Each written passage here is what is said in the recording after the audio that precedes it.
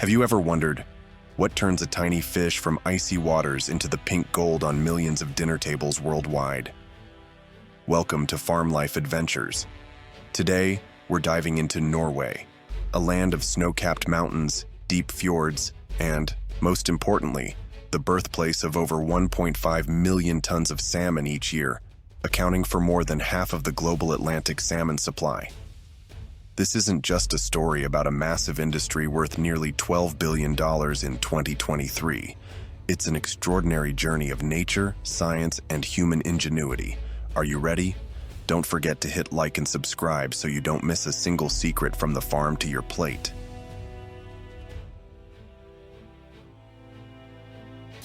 You won't believe how Norwegians turn tiny eggs into healthy salmon. Prepare to be amazed. The journey of Norwegian salmon starts with the tiniest eggs collected from the healthiest female salmon. I love how they do this, using feathers to gently sort the eggs, discarding any that don't meet the high standards.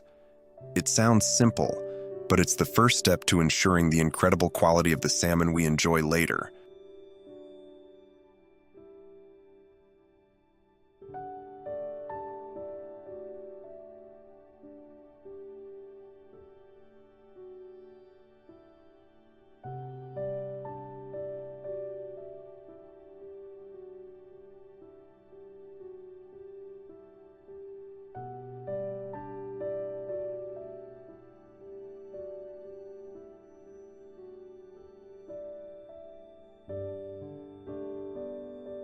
Once selected, these eggs are moved to specialized incubation tanks.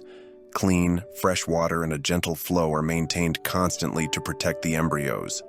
Within 30 to 60 days, they develop into eyed eggs, a stage where you can see the tiny eyes of the baby salmon through the translucent shell. Research from Norway's Institute of Marine Research, IMR, shows that up to 90% of eggs survive this phase thanks to advanced environmental controls. Can you imagine? Millions of little eggs quietly growing into the stars of our dinner plates. My opinion?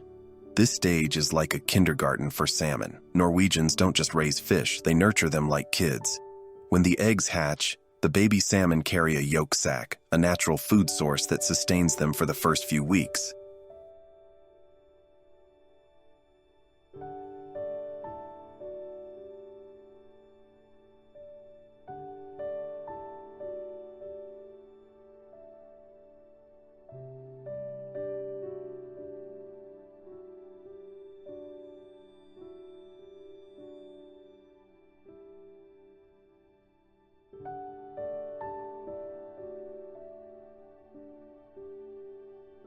Then, they switch to nutrient-rich pellets and are raised in low-density freshwater tanks to minimize stress.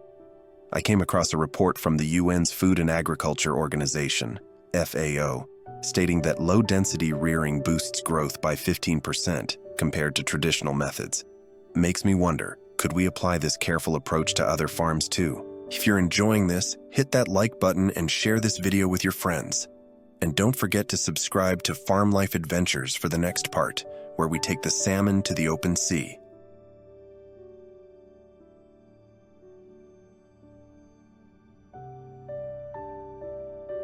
Can you guess how Norwegian salmon live in luxurious underwater homes? You'll be stunned. By autumn, when the salmon reach 13 to 15 centimeters, they're moved from freshwater tanks to massive sea cages in the ocean. This is where things get really exciting.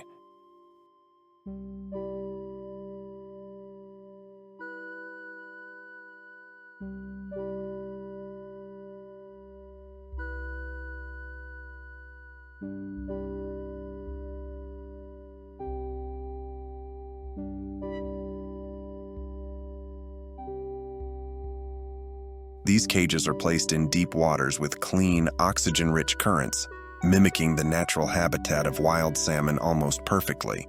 A study from the Norwegian University of Science and Technology, NTNU, found that oxygen levels here typically hit 8 to 10 milligrams per liter, the sweet spot for healthy salmon growth.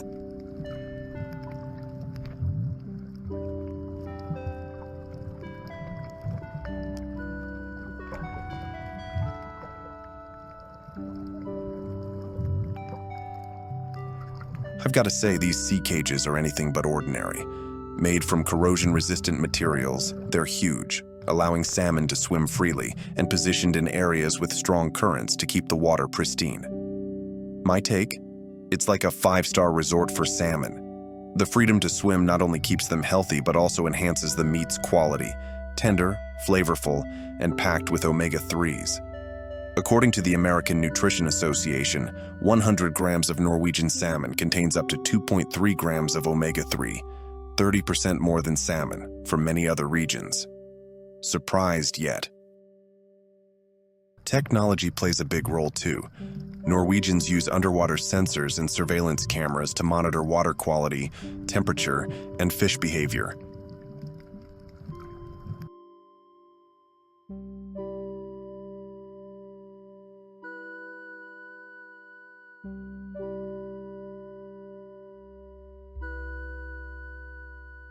Automated feeding systems deliver nutrient-rich food with protein, fish oil, and minerals, helping salmon reach an ideal weight of 5 to 6 kilograms after 1.5 to 2 years. I read in a Seafood Watch report that this method cuts food waste by 20% compared to traditional farming. It's a win for both the fish and the ocean environment.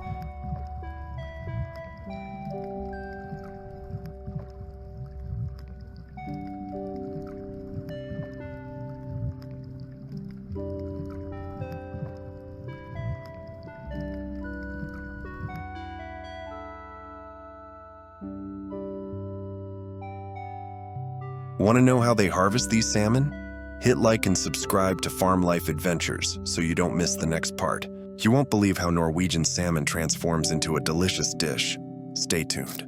When the salmon reach maturity, the harvesting begins. And this is where things get super strict. The fish are caught carefully and preserved fresh immediately, following rigorous food safety standards. They're then transported to processing plants in recirculating water tanks to stay as fresh as possible.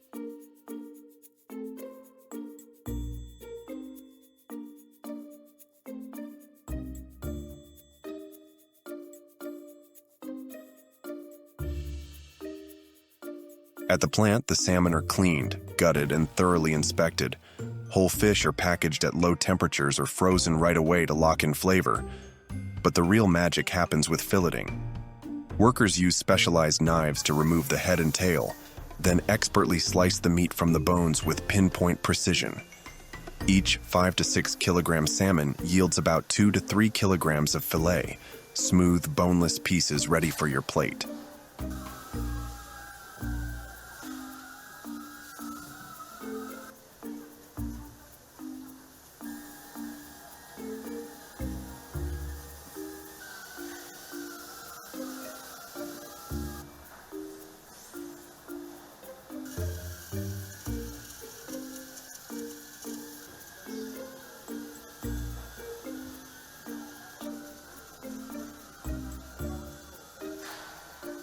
My thoughts? This is pure art. A study from the Norwegian Institute of Nutrition found that fillets retain 95% of their nutritional value if processed within 4 hours of harvesting.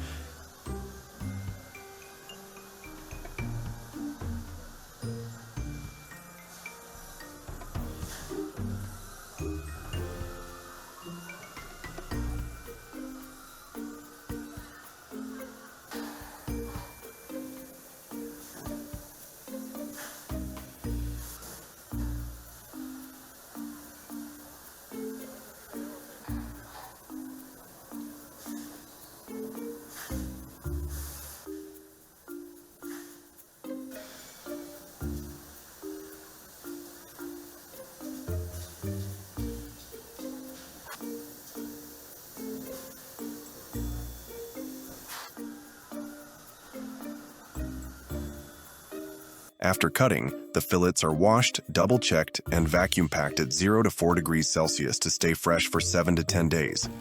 If frozen at minus 18 degrees Celsius, they can maintain quality for up to 12 months. Makes me want to grab a piece right now. How about you? Once the salmon arrive at the processing plant, it's not just skilled hands that get to work. Modern machines step in to take things to the next level. Picture this. Massive automated filleting machines, humming with precision, slice through each 5 to 6 kilogram salmon like a hot knife through butter.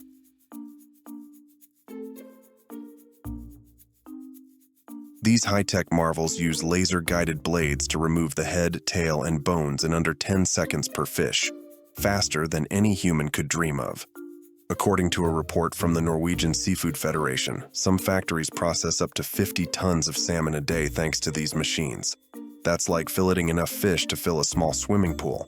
But it's not just about speed, accuracy is key.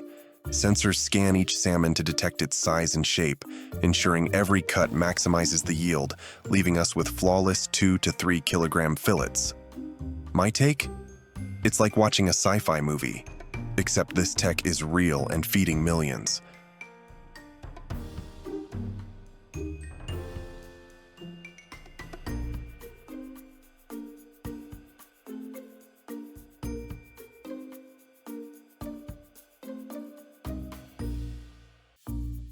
After filleting, conveyor belts whisk the meat to washing stations where jets of cold water blast away impurities.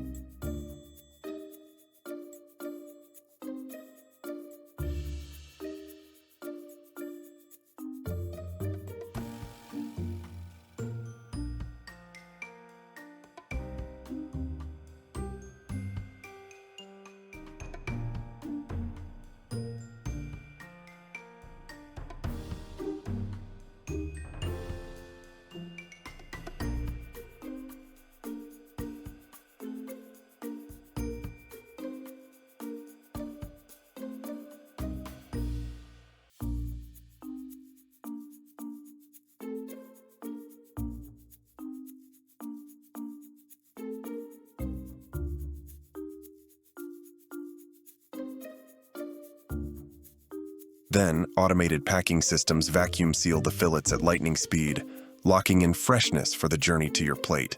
I read that these machines cut labor time by 40% compared to manual methods, per a study from Sintef Fisheries. Pretty incredible, right?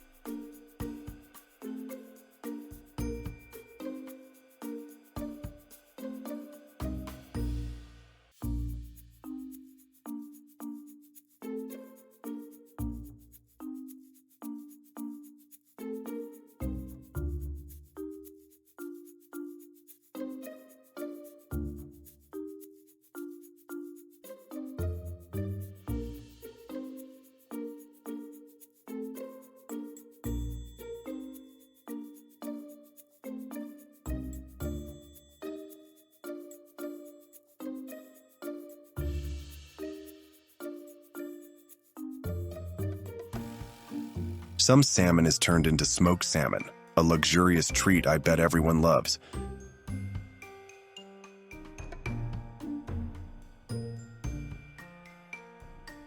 It's salted, smoked at precisely controlled temperatures, and cooled for 48 hours to let the flavors sink in. Per Euromonitor, Norway exports over 40,000 tons of smoked salmon annually, enough to cover a football field if stacked up.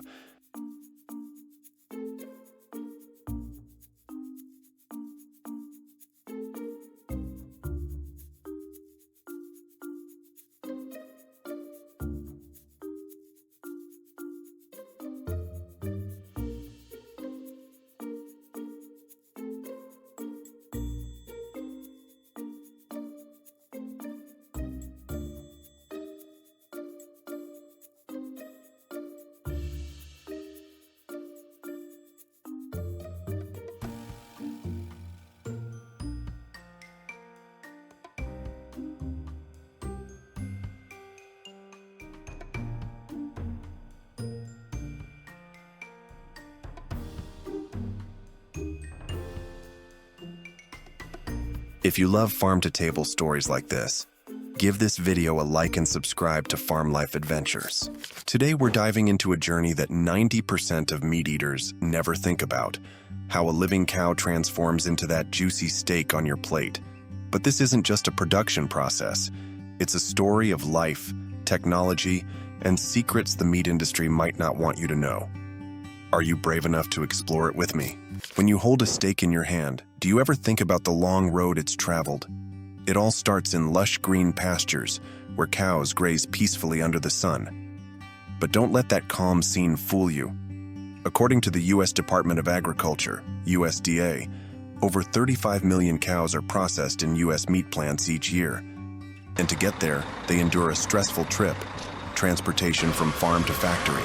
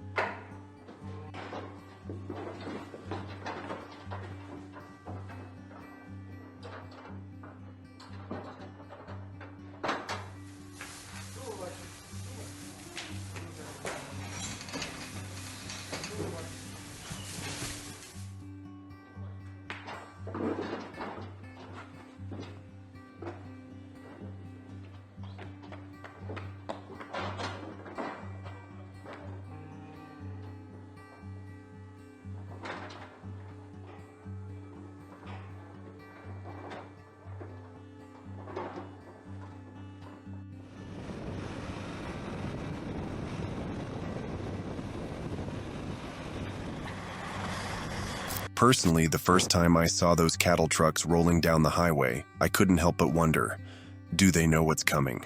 Studies from Colorado State University show that transport stress can spike cortisol levels in cows by up to 50%, directly affecting meat quality.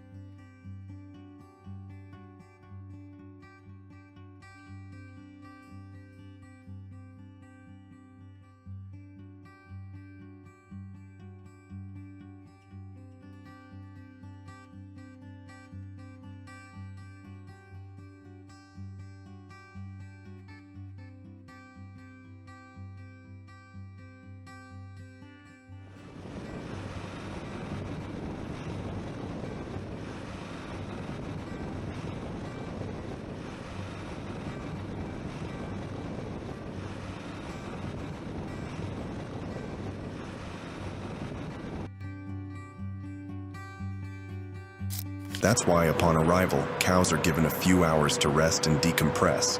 It's not just humane, it's science. Less stressed cows produce meat that's 30% more tender and flavorful, per a 2023 study by the Institute of Food Science.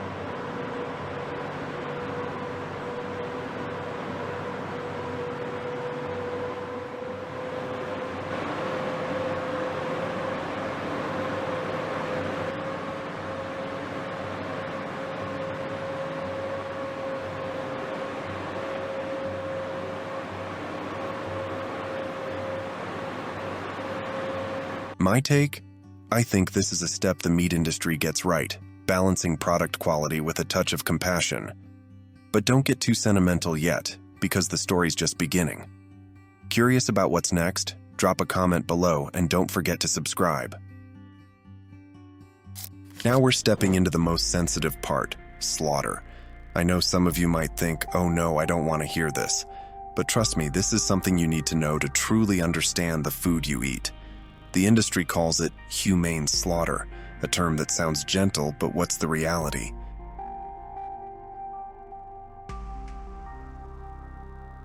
They use tools like breech-loading guns to render the cow unconscious instantly, minimizing pain.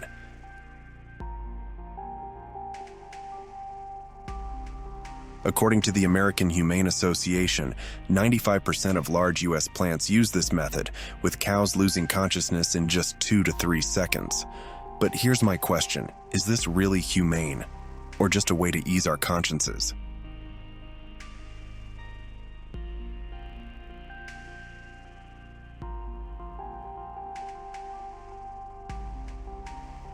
Once unconscious, the cow's blood is drained, a step I find scientifically fascinating. Did you know blood makes up 7 to 8% of a cow's body weight? If left in, it's a breeding ground for bacteria, spoiling the meat within hours.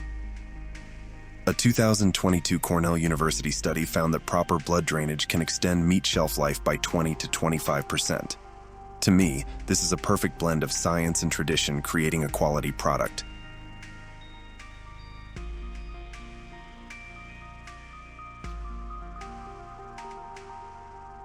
What do you think of this step? Does it change how you see the meat on your table? Hit like if you're intrigued and subscribe to Farm Life Adventures to keep exploring with me. After the blood's drained, the cow moves to skinning, and this is where I got hooked.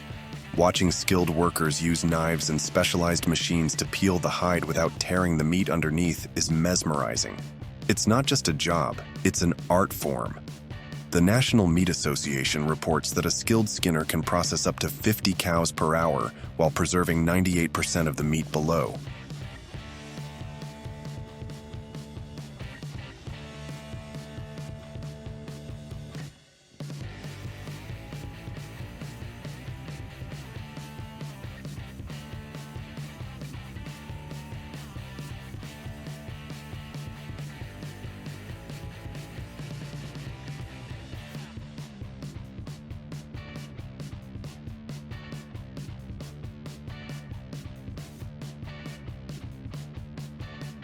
My opinion?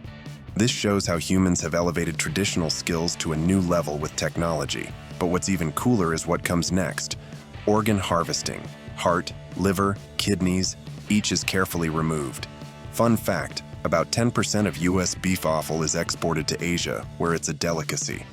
I haven't been brave enough to try cow liver myself, but if you have, share your experience in the comments. Then comes the cutting, where the cow truly transforms into steaks, roasts, or ground beef. An average 1,200 pound, 544 kilogram cow yields about 450 pounds, 204 kilogram of edible meat per USDA stats. What blows my mind is the precision. Every cut is measured to ensure perfect size and thickness. Want to know the secret to a melt-in-your-mouth steak? Keep watching, and don't forget to hit like.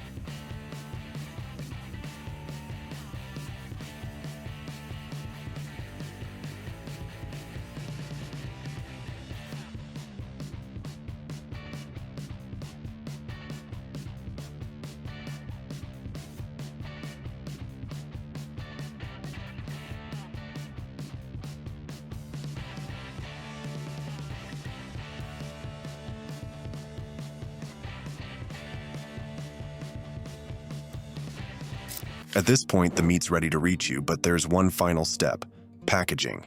This is where I think the meat industry really shines. They use vacuum sealing tech to remove air, the #1 enemy of fresh meat. A Kansas State University study shows vacuum-packed meat stays fresh for up to 35 days, double the time of regular packaging. But it's not just about preservation. Packaging is a silent salesman: weight, expiration date, cut type. It's all there for you to choose wisely. Personally, I always check the label closely, ever since I once bought meat that had been frozen too long and tasted awful. Got any tips for picking fresh meat? Share them below and subscribe to Farm Life Adventures for more handy tricks. Now the meat's ready to hit your plate. I love how beef transforms into countless dishes: medium rare steaks, sweet Japanese sukiyaki, or juicy burgers. I'm a steak fanatic, especially when the marbling melts, delivering that rich, unbeatable flavor. A 2024 International Culinary Association survey found 68% of Americans prefer steak over any other meat. Do you agree? What I want to highlight is this: every dish has a long journey behind it. Next time you enjoy beef, think of the farmers, skinners, and tech that made it happen. If you love this story, hit like and subscribe to Farm Life Adventures to join me for more. Aerial hunting is a jaw-dropping tactic where hunters use helicopters, or sometimes even hot air balloons, to tackle wild hogs, also called feral pigs. In Texas, this isn't just for thrill seekers. It's a serious weapon against a growing problem. Wild hogs are invasive, destructive, and multiplying like crazy. According to the Texas A&M AgriLife Extension, these beasts cause $2.5 billion in damage to crops and land every year. That's billion with a B. Personally, I think it's mind-boggling that one animal can do so much harm, but it's why extreme measures like this exist.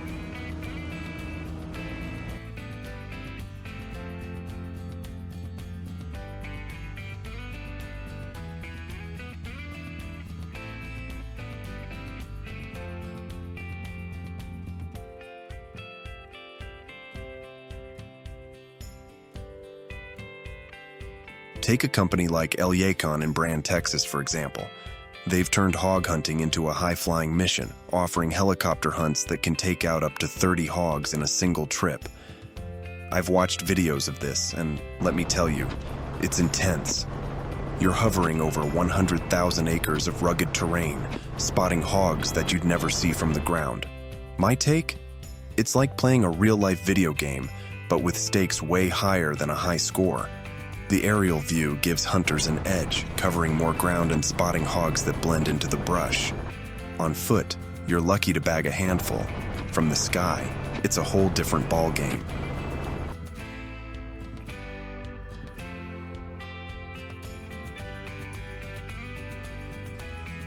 But here's where I get curious. Is this just about the adrenaline rush, or does it actually work? Texas law says yes to aerial hunting, but you need strict permits and licenses. That's a good thing in my opinion. Without rules, it'd be chaos up there. The state knows wild hogs are a nightmare, breeding so fast that their population doubles every few years, per a 2023 USDA report. I mean, think about it. One sow can have 6 to 8 piglets per litter, twice a year. No wonder farmers are desperate. Aerial hunting feels like a sci-fi solution, but when you're dealing with millions of hogs tearing up fields, maybe sci-fi is what we need. Now let's talk about another angle: traps. Speaking of traps, there's a method called corral trapping that's caught my eye.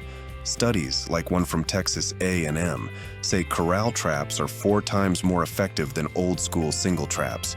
You bait them with corn to lure the hogs in, then bam, manual or remote triggers catch a whole group. I love the strategy here. It's like outsmarting the enemy with their own greed.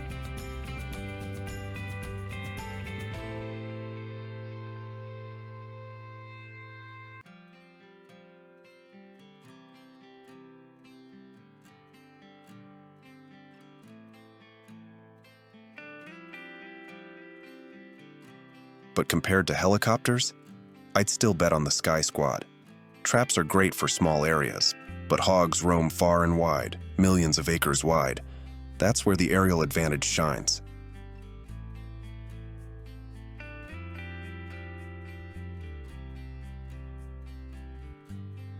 Here's my personal spin. I think aerial hunting is the coolest mix of adventure and purpose I've ever seen. Sure, it's not perfect. Regulations mean you've got to coordinate with local authorities, especially for night hunts, and I'm all for that. Safety first, right? But imagine being up there, wind in your face, helping farmers while living a real action movie. It's not just about killing hogs. It's about protecting Texas agriculture. Ground hunts can mess with other wildlife, but from the air, you're laser focused on the target. Still, I wonder, can this really keep up with the hog explosion, or are we just scratching the surface? If you love this ride, hit like, subscribe to Farm Life Adventures, and ring that bell. Drop a comment below Tell me which part shocked you most, the salmon, the beef, or the hogs, or maybe share your own food story. Thanks for joining me today. See you in the next adventure.